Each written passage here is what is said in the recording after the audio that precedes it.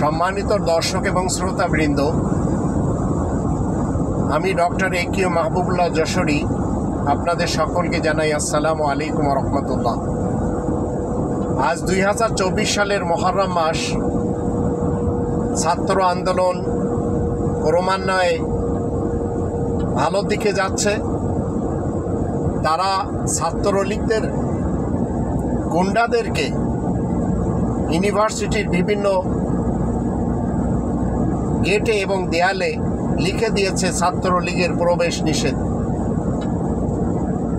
ক্যাম্পাসে প্রবেশ নিষেধ, হোস্টেলে প্রবেশ নিষেধ। তাহলে বুঝতে হবে এরা যদি সত্যিকার অর্থে ইউনিভার্সিটির ছাত্র হতো তাহলে অবশ্যই এদের জন্য নিষেধাজ্ঞা জারি হতো না। কিন্তু এরা অধিকরা টুকাই, এরা অধিকরা বজ্জাত। এদের সকলকে দেশের মানুষ যেভাবে উপাধি দিচ্ছে, কোথাও বলা হচ্ছে কুত্তা লীগ, কোথাও আবার এদের মন্ত্রীকে বলা হচ্ছে কাউয়া কাদের, আবার কাউকে বলা হয়েছিল রাবিশ মন্ত্রী, কাউকে বলা হয়েছিল আলগা মমিন।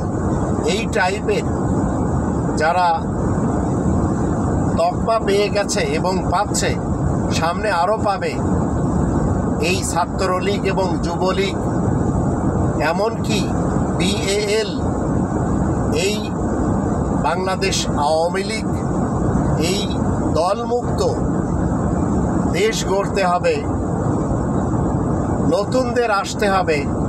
তাহলে এই দেশে বিএনপি হোক কিংবা বিএএল হোক, এরা এককভাবে দেশ চেটেপুটে খেতে পারবে না।